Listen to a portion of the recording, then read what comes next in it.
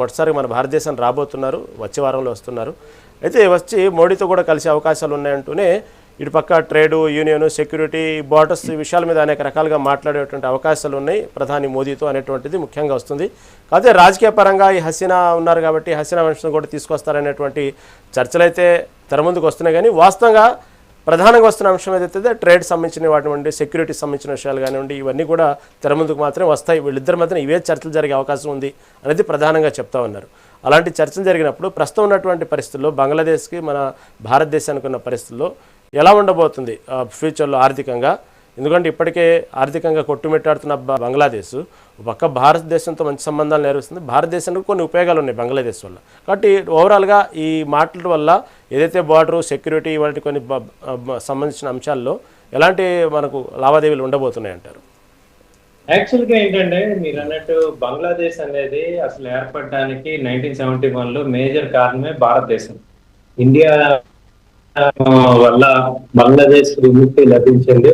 మనం వాళ్ళందరూ కూడా మనకి ఒక రకంగా చాలా కృతజ్ఞతతో ఉండాల్సిన పరిస్థితి.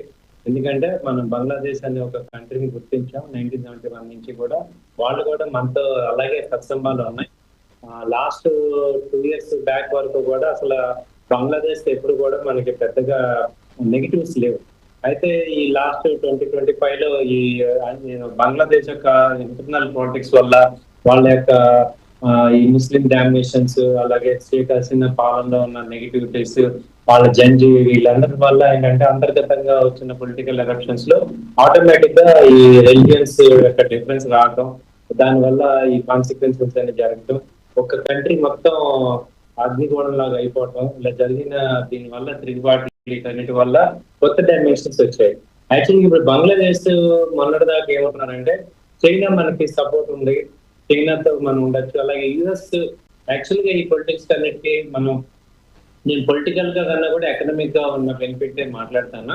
యాక్చువల్ గా అమెరికాకి సౌత్ ఈస్ట్ ఈ ఏరియాలో ఒక బేస్ కావాలి.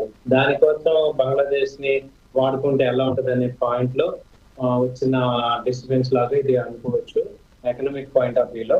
సో వాళ్ళు ఏంటంటే ఆ చైనాకి కానీ ఇండియాకి కానీ అమెరికా ఎంటర్ప్రెన్స్ ఇక్కడ ఎట్టి పరిస్థితుల్లో ఎలా లేదు కాబట్టి కంపల్సరీ బంగ్లాదేశ్ కి సపోర్ట్ చేయాల్సిన బాధ్యత ఇండియాకు ఉంది, లేదు చైనా కూడా ఉంది. చైనా కూడా ఇండియా కూడా ఇంటర్నల్ గా ఏంటంటే అమెరికా థ్రెట్ ని తట్టుకోవాలంటే బంగ్లాదేశ్ కి కంపల్సరీ సపోర్ట్ ఇవ్వాలి. అలాగే ఇంటర్నల్ గా చూసుకుంటే బంగ్లాదేశ్ కి అలాగే మన బెంగాల్ కి చాలా వాటిల్లో ఇంటర్ డిపెండెంట్ ఉంది. అలాగే జూట్ అక్కడ పండుతుంది, పరిశ్రమలు అక్కడ ఉన్నాయి, ఒకరికొకరు అక్కడ ఇంటర్ డిపెండెన్సీ ఉంది ఎకనామికల్ గా.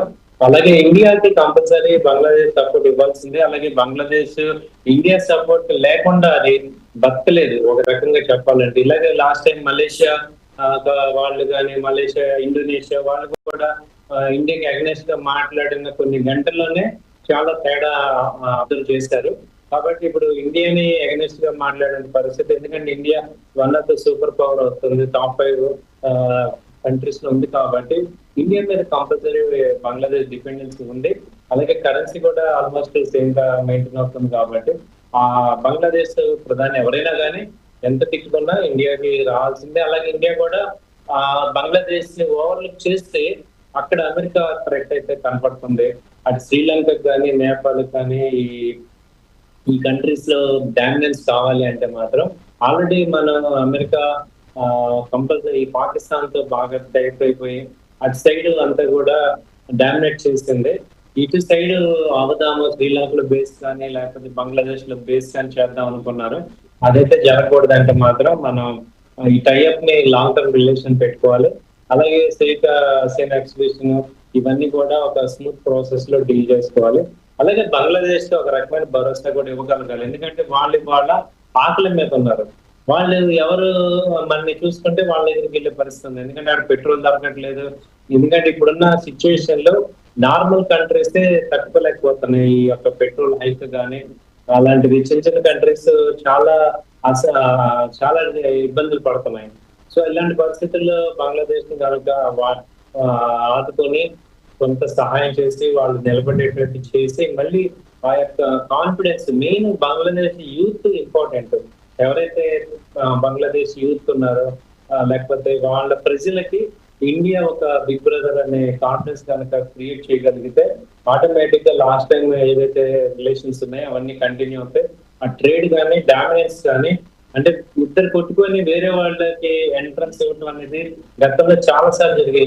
ఇండియా విషయంలో చాలా సార్లు మన సొంత అందరిలాగా ఉన్న వాళ్ళందరూ కొట్టుకొని విడిపోతున్నాం, వేరే వాళ్ళు ఎంటర్ అవుతున్నారు. అలాంటి పరిస్థితి రాకూడదు అనేది ఈసారి చాలా ఇంపార్టెంట్ తీసుకోవాలి. సో గవర్నమెంట్ కంప్లీట్ గా సపోర్ట్ చేయటం అనేది ఇంపార్టెంట్ నైబరింగ్ కంట్రీస్ తో. కాబట్టి ఇప్పుడు మనం సపోర్ట్ చేయకపోతే వేరే వాళ్ళు ఆపర్చునిటీ తీసుకుంటారు. కాబట్టి ఎలా చూసినా ఎకనామికల్ పాయింట్ ఆఫ్ వ్యూలో కానీ, అలాగే పీపుల్ పాయింట్ ఆఫ్ వ్యూలో కానీ ఇది ఒక మంచి పరిణామం అనుకోవచ్చు. Realised actually India is very important. China సంగతి ఏంటంటే అక్కడ చైనాకి ఇక్కడికి రావడానికి అంత పెద్ద పాజిటివ్స్ ఏం లేవు. కాబట్టి చైనా ఎక్కువ సపోర్ట్ చేస్తుంది కానీ దీన్ని ఇండియా అంత సపోర్ట్ చేయలేదు. కాబట్టి తొందరగా రిలేషన్స్ ఎస్టాబ్లిష్ అయ్యి మంచి అంతకు ముందు ఉన్న ట్రిక్ డెవలప్మెంట్స్ ఇవన్నీ కూడా రావాలని ఇరు దేశాల ప్రజల్లాగా మేము కూడా కోరుకుంటున్నాం. ఎందుకంటే నెంబర్ ఆఫ్ థ్రెట్స్ తగ్గించేస్తుంటే మన యొక్క ఇండియాకి చాలా పాజిటివ్ అన్నమాట. ఆల్రెడీ వాళ్ళ ఇన్వాల్వ్మెంట్ మన షేక్ హసీనా తీసుకురావడమే ఒక రకంగా రైట్ రాంగ్ అనేది రాంగ్ అవ్వచ్చు అని కూడా అనిపిస్తుంది. ఎందుకంటే ఓవరాల్ గా కంట్రీలో ఇంపార్టెంట్ ఉంది.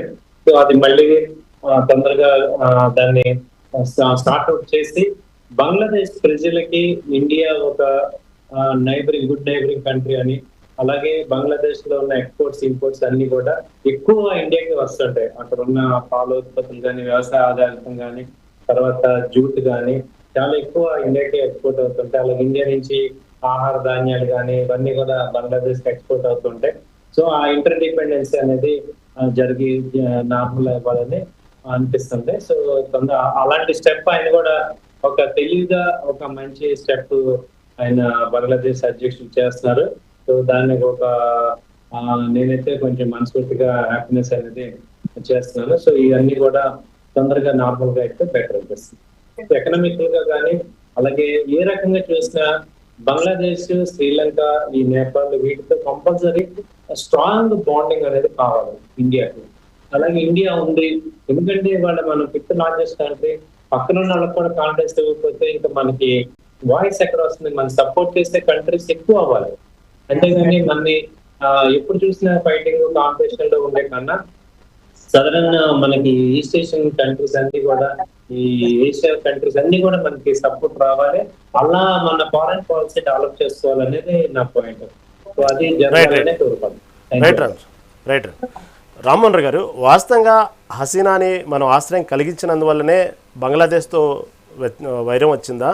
ఎందుకంటే మొన్నటికి మొన్న హసీనా కూడా ఒక మీడియా సమావేశం ఏర్పాటు చేస్తామంటే పెద్ద దుమారమైంది దాని గురించి. సరే, మనకు భారతదేశానికి ఎటువంటి సంబంధం లేదు ఆమె ఏర్పాటు చేసినటువంటి మీడియా సమావేశానికి, కేవలం అది ఒక ప్రైవేటు సంస్థకు సంబంధించినటువంటి మీడియా సమావేశం అంటూ మన భారతదేశం చెప్పుకోవాల్సిన పరిస్థితి వచ్చింది.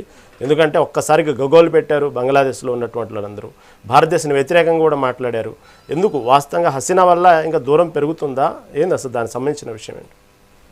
హసీనా పాలనలో అవినీతి ఉండే, ఆశ్రిత పక్షపాతం ఉండే. అంతకుముందు కదా ఇప్పుడు ఈ కుటుంబం మీద జియావుర్ రెహమాన్, అట్లానే మనకి ఇటుపోతే తారిక్, అట్లాగే మన ఖలీద్ జియా వాళ్ళ మీద కూడా చాలా దుర్మార్గ ఆరోపణలు వస్తేనే వాళ్ళ జీవిత ఖైదు విధించారు, బయటకు పంపించారు. ఇక్కడ కూడా హసీనా మీద ఆమె పాలన బ్రహ్మాండంగా ఏం లేదు, కానీ మిత్ర దేశంగా ఉండే మనకు ఆమె కూడా మిత్రురాలుగా ఉండే కనుక మనం ఆశ్రిత పక్ష ఎవరైతే ఆశ్రయించి వస్తారో వాళ్ళు ఆహ్వానించడం మొదటి నుంచి ఉన్నది, ఇవాళ కాదు.